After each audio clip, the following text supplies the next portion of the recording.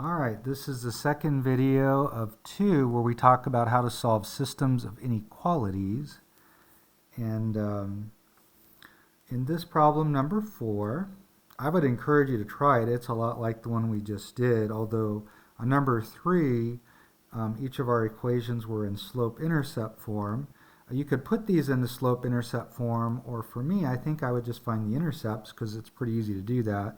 So for this first equation, we're going to graph x plus y equals 3. And really, we could just find points by just finding two numbers that add up to 3. But the intercepts work out quite nice. If we choose x to be 0, y will be 3. If we choose y to be 0, x will be 3.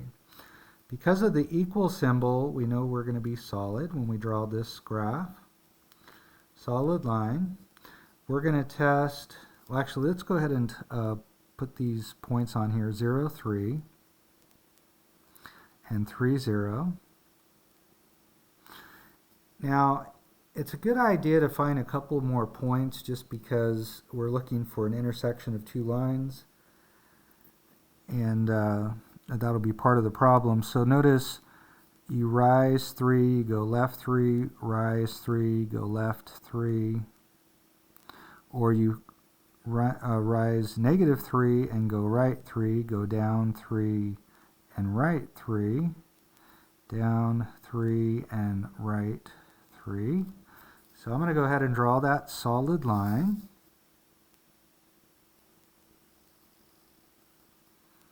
Didn't do a very good job on that one. This is x plus y is equal to 3. We're going to test 0, 0. You can see it's not on the line. So it'll be 0 plus 0 is greater or equal to 3.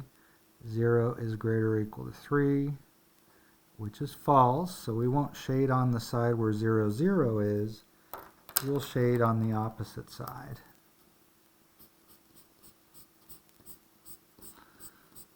So our solutions to this first inequality are the points on this line and every point in this region here.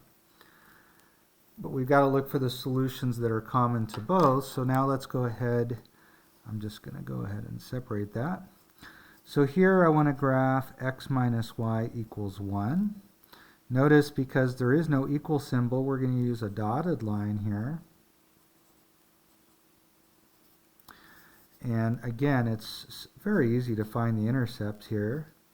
If I let x be 0, well, be careful here. Y would be negative 1. Negative, negative 1 would be 1.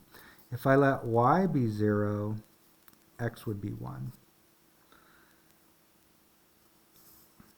So we have 0, negative 1, and 1, 0. So 0, negative 1, and 1, 0. Now notice the slope. We're rising 1 and running 1. Rise 1, run 1.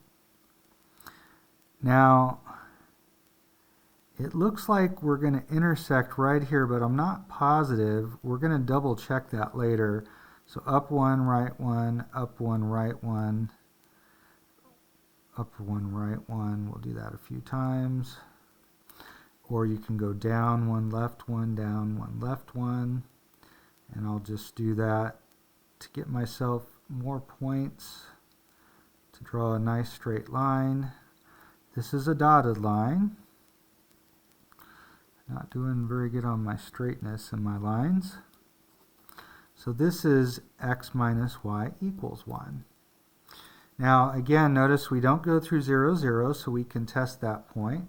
So we're going to test the point 0, 0 in the second equation. So we get 0 minus 0 is greater than 1, or 0 is greater than 1, which is false.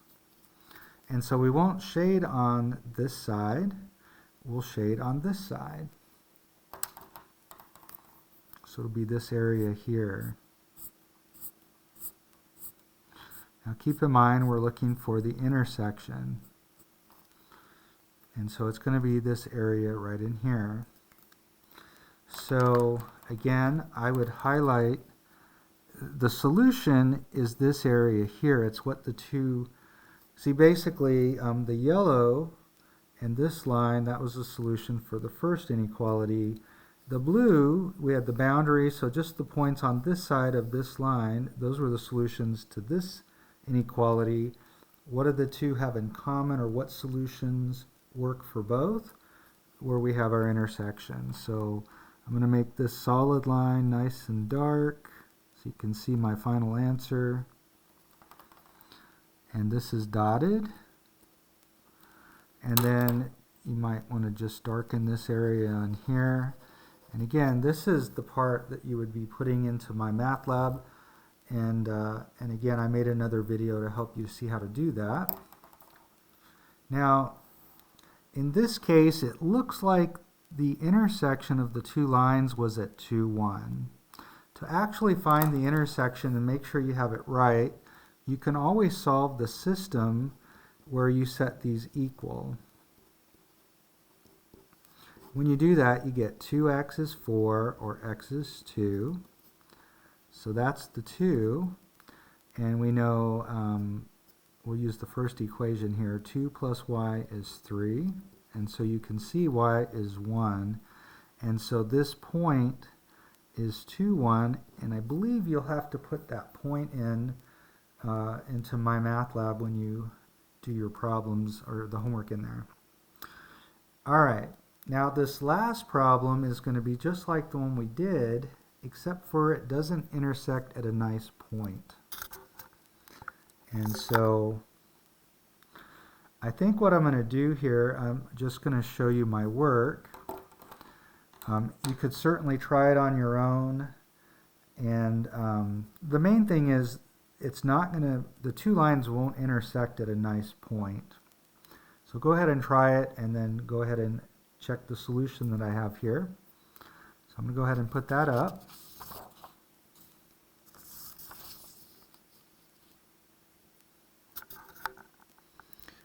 Let's see, number 5. May have to zoom out a little bit. Excuse me here. Let's make this just a little smaller.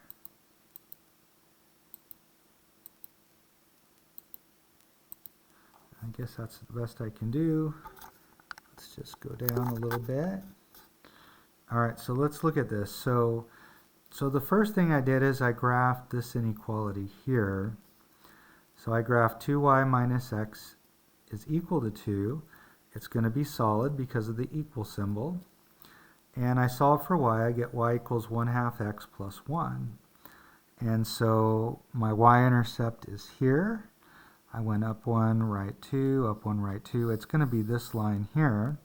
And that was solid, so I drew that one. And I tested 0, 0, and it worked. And so I shaded on the side of 0, 0. That's the yellow. For the other line, it's also going to be solid. I solve for y. I get y is negative 4x minus 1. We'll write our slope as negative 4 over 1. So I started at a negative 1. I went down 4, right 1, or you could also go up 4, left 1, up 4, left 1, up 4, left 1. So this is the line y plus 4x equals negative 1, or y equals negative 4x minus 1. I tested 0, 0, which again is not on the line, and it worked, and so I had to shade on the same side as 0, 0, so that's this blue shading here. And so here's our intersection. Now you can see it looks like this is not a very nice point of intersection, so I had to solve this system here. So you can see my work. I multiplied the first equation by 4, so I could eliminate the y's, or actually I see what I did. I rearranged it so the x terms came first, and then I multiplied by 4 to eliminate x. And so I was able to solve for y. You get 7/9. So that wasn't so nice. Whoops, let me get this out of here. So then I used the other equation and I plugged in 7/9. Now you can use your calculator to help you do this, but you end up getting x is negative 4/9. And so that's your point. Your vertex is what they call it, is at negative 4/9, comma 7/9. And so you will have to give that when you put your answer into my math lab. I think there's one problem like that. All right, so that's going to be it for this second video. Let me know if you have any questions.